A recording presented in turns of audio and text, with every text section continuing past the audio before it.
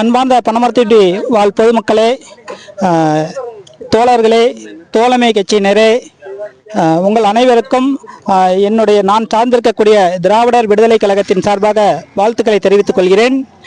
நீர் நமது வாழ்வில் எவ்வளவு அவசியம், முக்கிய தேவை என்பதை உணர்ந்து இப்படி ஒரு போராட்டத்தை முன்னெடுத்திருக்கக்கூடிய இந்த ஏரி இயற்கை பாதுகாப்பு குழுவிற்கும் எனது வாழ்த்துக்களையும் நன்றியும் தெரிவித்துக் கொள்கிறேன்.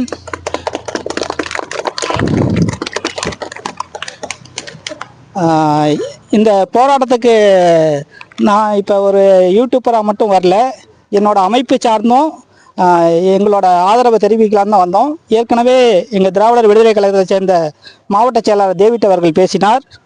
அதைத் தொடர்ந்து அந்த அமைப்பை சார்ந்த நானும் உங்களுக்கு ஆதரவு தெரிவிக்கிறேன். எங்களின் கட்சி தலைவரான அண்ணன் குளத்தூர்மணி அவர்களின் ஆதரவும் இதற்கு உண்டு. அதே போல் இந்த போராட்டம் குறித்து தோழர் சரவணன் அவர்கள் சொன்ன நாளிலிருந்து நான் இந்த பகுதிக்கு வந்து ஒவ்வொருவராக பேட்டி எடுத்து அதை யூடியூப்பில் பதிவு செய்து கொண்டே இருந்தேன். அந்த பதிவு செய்து கொண்டிருந்த பொழுது பல்வேறு இடங்களுக்கு போனேன். அதாவது சேலம் மாநகராட்சி ஆணையர் அவர்களை போய் சந்தித்தேன். அவர்கிட்ட சந்தித்து பேசினேன். இந்த மாதிரிங்க இந்த பனமரத்துப்பட்டி ஏரியை சீரமைக்க சொல்லி ஒரு காலவரையற்ற உண்ணாவிரதம் இருக்கிறாங்களாம், இது குறித்து என்ன செய்ய போகிறீங்க, ஏதாவது அரசு செய்யறதுக்கு உண்டான செயல் திட்டத்தில் ஏதாவது இருக்கீங்களா அப்படின்னு சொல்லி கேட்டேன். அவர் வந்து இந்த முள்ளுங்கள்லாம் அகற்றுறதுக்கு டெண்டர் விட்டுருக்கு, அந்த டெண்டர் எடுத்தாக்கா அந்த முள் அகற்றிட்டா அடுத்து நாங்கள் பரிசீலிப்போம், எவ்வளோ ஆகும் தொகை அப்படின்னு சொன்னார். அந்த பேச்சு கொஞ்சம் நண்பகத்தன்மை அற்றதாக தான் இருந்துச்சு. ஏன்னு கேட்டால் அப்படி ஒரு டெண்டர் ஆன்லைனில் இருக்கிற மாதிரி எனக்கு தெரியல, ஒருவேளை இருக்குது என்னன்னு தெரியல. அப்படிப்பட்ட சூழ்நிலையில் அப்புறம் தோழர் வந்து காவல்துறை அனுமதி மறுத்துருக்காங்க அப்படின்னு சொன்னார். ஒரு அமைதியான அறவழி போராட்டம், இந்த போராட்டத்துக்கு எதுக்கு காவல்துறை அனுமதி மறுக்கணும் அப்படின்னு சொல்லிட்டு எனக்கு இருந்துச்சு. ஏன்னா காந்தி கூட 33 தடவை உண்ணாவிரதம் இருந்தாராம். ஆனால் அவர் உண்ணாவிரதம் வந்து சாகலை, கோட்ஸே சுட்டு தான் செத்தார். அப்படி இருக்கிறப்ப ஒரு சாதாரண ஒரு எளிய போராட்டத்துக்கு கூட வந்து இந்த போராடுகிற மக்களை அச்சுறுத்தி அவர்களை கலைத்து விட நினைக்கின்ற இந்த திமுக அரசிற்கு எனது வன்மையான கண்டனத்தை தெரிவித்துக் கொள்கிறேன். அதே போல் கண்டனத்தையும் தெரிவித்துக் கொள்கிறேன். முதலமைச்சர் மு க ஸ்டாலின் அவர்கள் இங்கே வரும்பொழுது இதற்கு உண்டான ஏதாவது ஒரு அறிவிப்பை வெளியிட்டு விட்டு இங்கே வாக்கு கேட்க வந்தால் சிறப்பாக இருக்கும் என்பதையும் சொல்லிக்கொள்கிறேன்.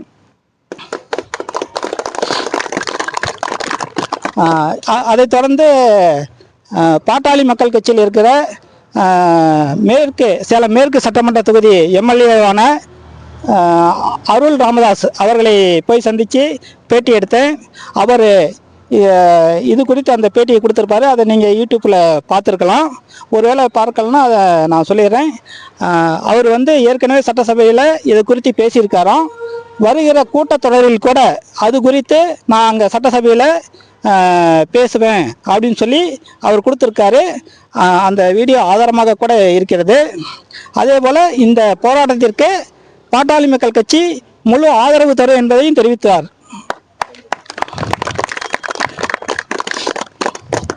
அதே போல் இந்த காவல்துறை அனுமதி மறுத்த பொழுது நாம் எல்லாம் கொஞ்சம் வெயிலில் தான் இருந்தோம். இப்போ நெவிலுக்கு வந்திருக்கிறோம். அதுக்கு அடுத்தது சிவப்பு கம்பளம் வந்திருக்குது. அப்படியே வெற்றியும் கொஞ்சம் பக்கத்தில் வந்துருச்சுன்னா நல்லாயிருக்கும்.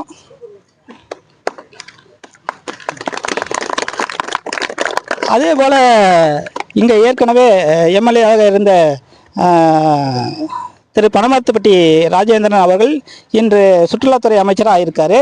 அவரோட அலுவலகத்துக்கும் நான் போய் பார்த்தேன். அங்கே அவர் இருந்த மாதிரி தெரியல, ஏன்னா அந்த வாகனம் எதுவும் இல்லை. அப்புறம் அங்கே அவங்க உதவியாளர்லாம் கேட்டேன், இல்லைங்க இப்படி எதுவும் நாங்கள் வந்து பேட்டி கொடுக்க மாட்டோம் அப்படின்னு சொல்லிட்டாங்க. அதனால் அங்கேருந்து நான் வந்து திரும்பி வந்துட்டேன்னு வச்சுங்களேன். ஏன்னாக்கா இதை வந்து நீரையும் நம்ம சேமித்து வைக்கக்கூடிய இடம், சுற்றுலாத்தலமாகவும் மாற்றக்கூடிய இடமா இருக்குது. முதல் முறையாக ஒரு சுற்றுலாத்துறை அமைச்சராக இருக்கிறவர் இதை செஞ்சாக்கா இந்த மக்கள் மத்தியில் நன்மதிப்பு அவருக்கு உயரும் என்ற முறையில் தான் நான் பார்க்க சென்றேன். ஆனால் அதுக்கு வாய்ப்பு கிடைக்கவில்லை.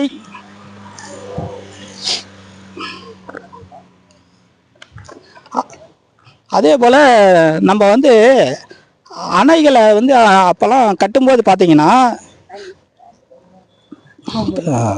பென்னிக்குவிக்கு வந்து அவரோட சொந்த காசை கொண்டு வந்து போட்டு அணையை கட்டி கொடுத்துட்டு போனார், முல்லை பெரியார் அணையை.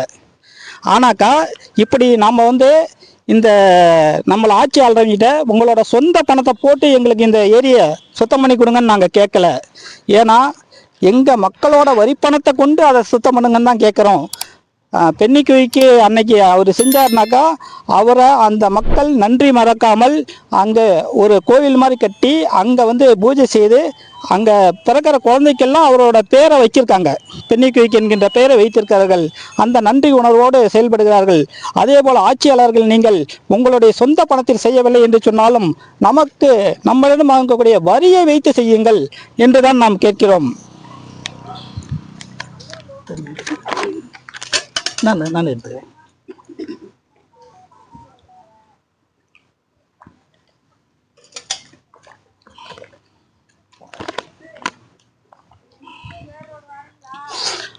அதே போல் இந்த காவல்துறை மீது நமக்கு எந்த ஒரு வெறுப்பும் கோபமும் இல்லை. ஏன்னு கேட்டாக்கா காவல்துறை வந்து அவரோட எஜமான் என்ன சொல்கிறாரோ அதை செய்வாங்க. இப்போ இதுக்கு அனுமதி கொடுக்கக்கூடாது அப்படின்னு சொன்னால் நம்மளை கலைப்பாங்க. டாஸ்மார்க் அனுமதி கொடுன்னு சொன்னாக்கா அங்கே போய் பாதுகாப்புக்கு நிற்பாங்க. டாஸ்மார்க்கில் பாதுகாப்பு கொடுன்னா அங்கே போய் நிற்பாங்க. அந்த காவலருக்கும் ஒரு குழந்தைங்க இருக்கும். ஏன்னா அப்படி நமக்கு ஒரு குழந்தைங்க இருக்குது, நாளைக்கு நம்ம பசங்களும் இந்த குடி போதையால் கெட்டு போயிட்டா என்ன பண்ணுறது அப்படிங்கிற எண்ணம் அவங்கள இருந்தாலும், ஆனால் அவங்க எஜமானர்கள் என்ன சொல்லிவிட்டார்களோ அதற்கு தகுந்த மாதிரி இசைந்து போவது தான் இந்த காவல்துறையோட நோக்கம். அதனால் காவல்துறையை நாம் பெரிதாக அவர் மேல் கோவப்பட்டு பிரயோஜனம் இல்லை. அதாவது அம்பின் மீது கோவப்பட்டு என்ன பிரயோஜனம்? அம்பை எய்தவர்கள் மீது தான் நம்ம கோவப்படணும். அந்த மாதிரி தான் அந்த நான் ஏற்கனவே சொன்னது போல் தான் அந்த டாஸ்மார்க்கு இதுக்கு வந்து காவல் காத்துக்கிட்டு இருக்காங்க காவல்துறை. அந்த வழியாக போகிற ஒருத்தர் போயிட்டாரு. ஒன்றா அவருக்கு காவலருக்கு சந்தேகம் வந்துருச்சு. கூப்பிட்டு கேட்குறாரு, எங்கே போகிறா, போராட்டம் பண்ண போறியா?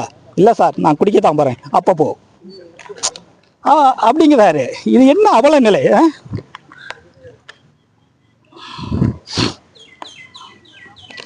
அதே போல் இந்த நீரை பற்றி பேசும்போது இந்த நிலத்தடி நீரை உறிஞ்சி அதை பாட்டில் அடைச்சி விற்கக்கூடிய எல்லாருமே இந்த அரசியல் கட்சியை சார்ந்தவர்களாக இருக்கிறதுனால அதனால் என்னமோ இந்த இதுக்கு பனமரத்துப்பட்டி ஏரிக்கு தண்ணீர் கொண்டு வரக்கூடாது அப்படின்னு நினைக்கிறாங்களோ என்னமோ தெரியல.